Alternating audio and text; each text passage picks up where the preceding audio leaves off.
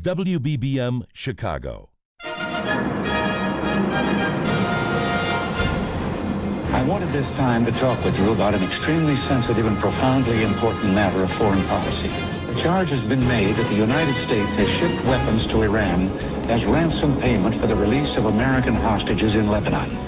That the United States undercut its allies and secretly violated American policy against trafficking with terrorists. Those charges are utterly false. The United States has not made concessions to those who hold our people captive in Lebanon, and we will not.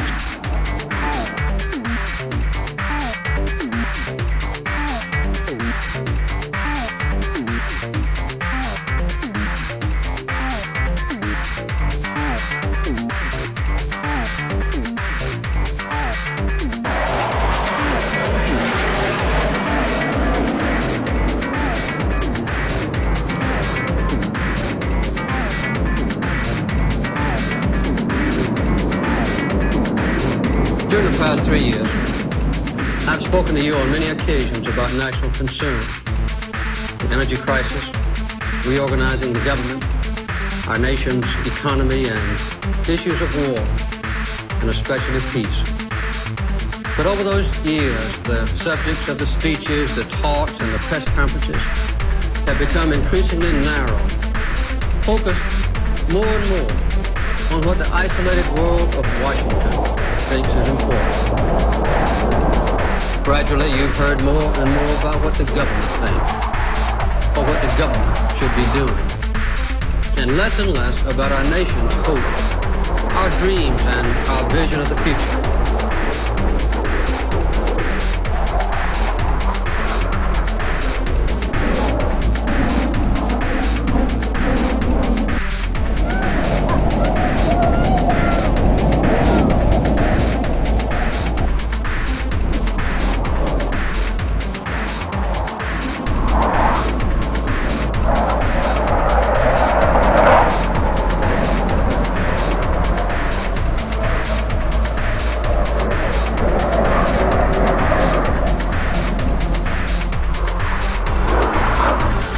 Several weeks, you have heard a number of reports on TV, radio, and in your newspapers on the situation in Southeast Asia. I think the time has come for me as President and as Commander-in-Chief of our armed forces to put these reports in perspective, to lay all the pertinent facts before you, and to let you judge for yourselves as to the success or failure of our policy, that I have decided to increase the rate of American troop withdrawals, and without endangering our ultimate goal of ending American involvement in a way which will increase the chances for a lasting peace in the Pacific and in the world.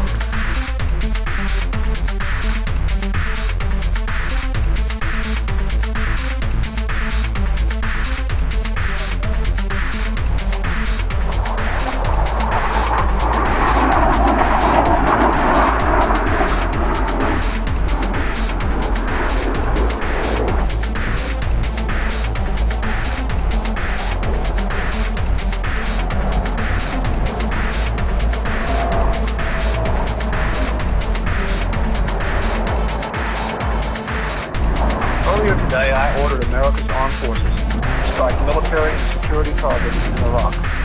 They are joined by British forces. Their mission is to attack Iraq's nuclear, chemical, and biological weapons program and its military capacity to threaten its neighbors.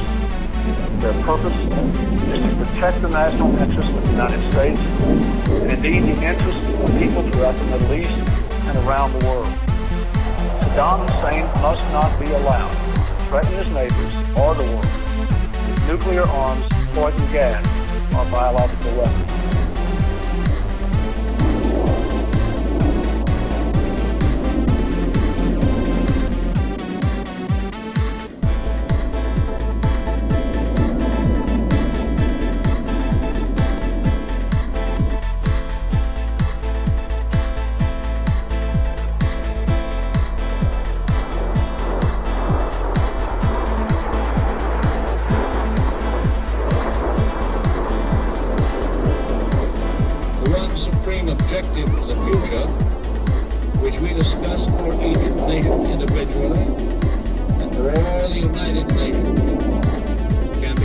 up in one word: security. And that means not only physical security, which provides safety from attacks by aggressors, it means also economic security, social security, moral security, our family, our nation.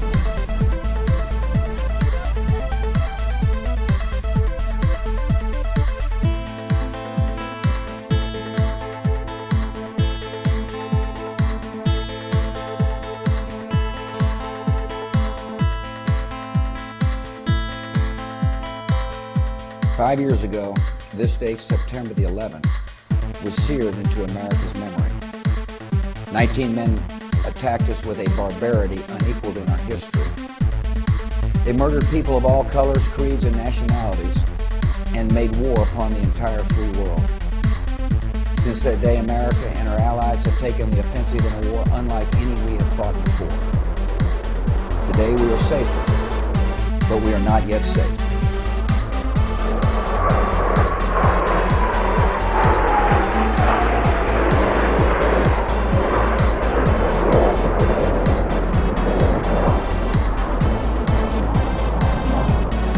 What would be needed were Americans in successive generations who are willing to do their part through protests and struggles on the streets and in the courts, through a civil war, civil disobedience, and always at great risk, to narrow that gap between the promise of our ideals and the reality of their time. This was one of the tasks we set forth at the beginning of this presidential campaign.